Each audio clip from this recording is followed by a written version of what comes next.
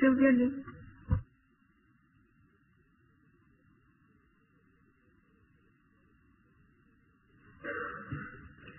Madam Speaker, this year's budget makes several important statements about the need for social cohesion amidst rising inequality. While income inequality is also large in other global cities, the government has explicitly recognized that further steps to temper inequality must be taken because we are not just a city but a nation. Indeed, the concept of being a nation implies a people with a common identity bound together psychologically in community. After all, we are all in the same boat. While some inequality is useful to provide incentives to invest and to work, high levels of inequality are undesirable. Apart from the socially devastating effects of high inequality, there may be negative impacts on economic growth itself. An International Monetary Fund staff discussion note in 2011 observed that high income inequality was associated with shorter spells of economic growth. The authors found that countries were better able to sustain growth over longer periods of time when levels of inequality were reduced. We face the twin challenge of needing to improve life and yet keeping our country cohesive. What makes a society a good one?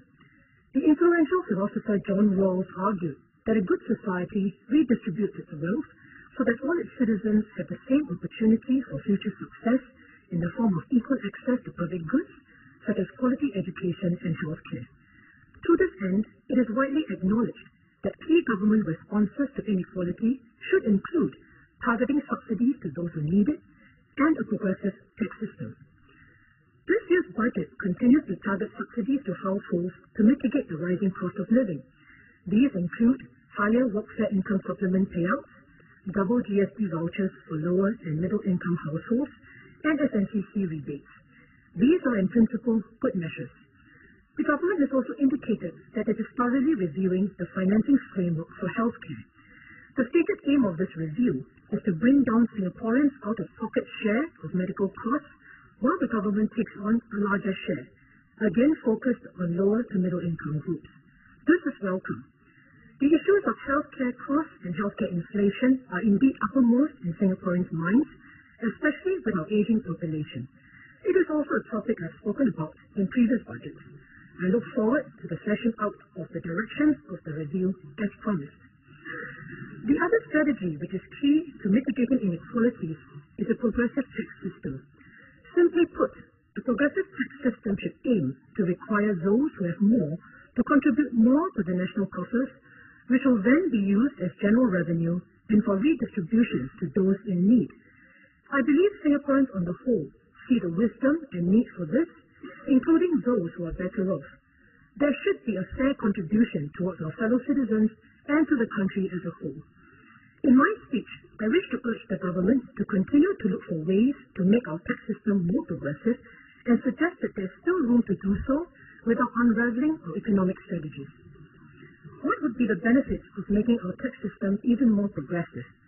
Besides the benefit of mitigating inequalities through risk distribution, having a more progressive tax system is symbolically and psychologically important at the national level. It signifies that Singaporeans are journeying together as one people towards the future, with the stronger helping the weaker. There was a recent study of 54 nations by social psychologist Professor Shigehiro Oishi and others, entitled Progressive Taxation and the Subjective Well-Being of Nations.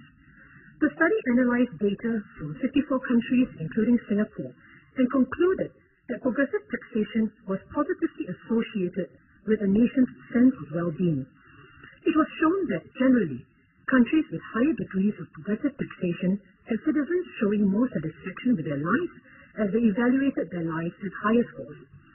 According to this study, Singapore was rated in the lower half of countries surveyed in terms of progressivity of the tax system.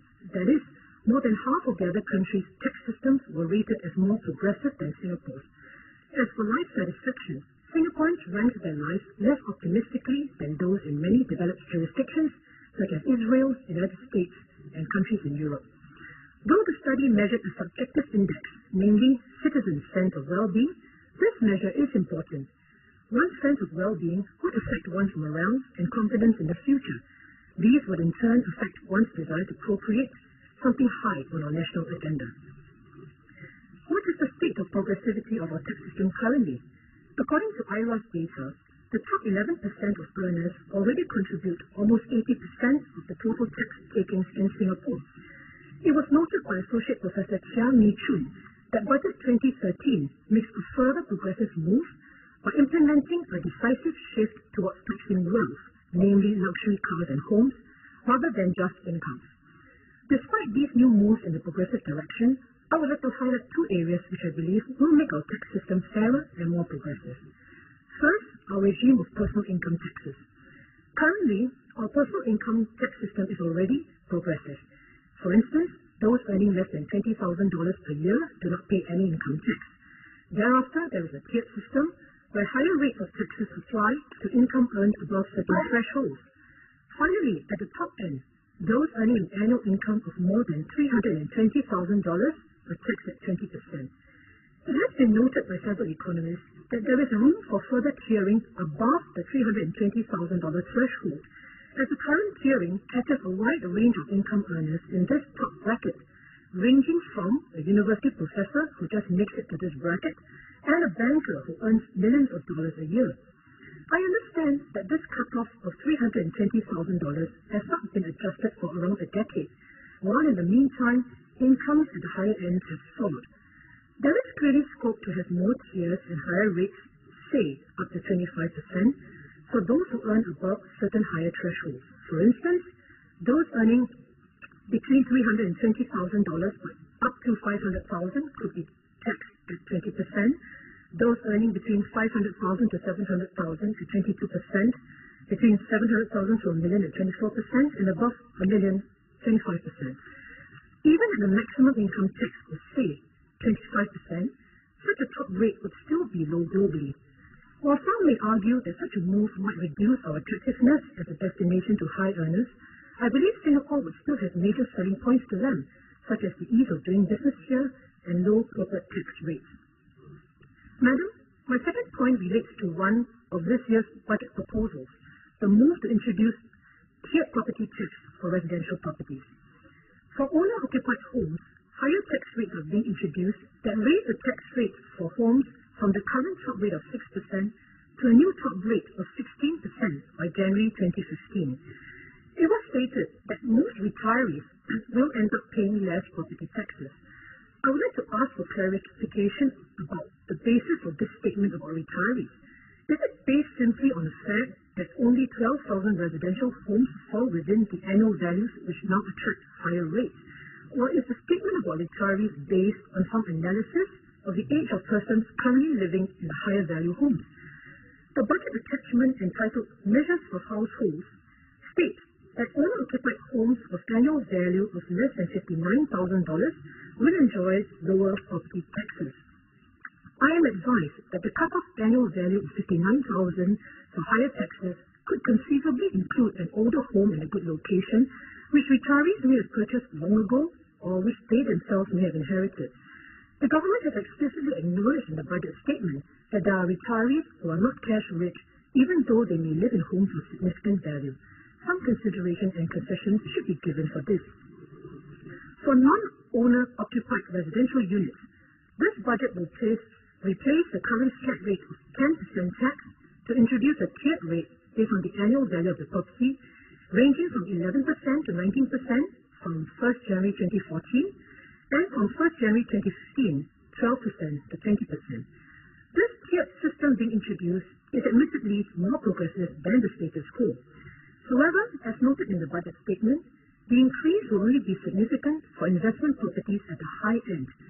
In addition, the tiers proposed also expose a potential loophole which could be exploited.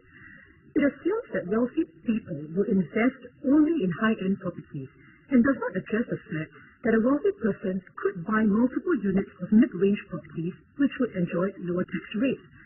A wealthy person may well do this, as mid-range properties may be easier to rent out. Under the proposed tiers of property tax, it seems that a person's potentially vast cumulative property wealth falls under the radar and will be taxed at a lower rate than someone who has just one high-end investment property.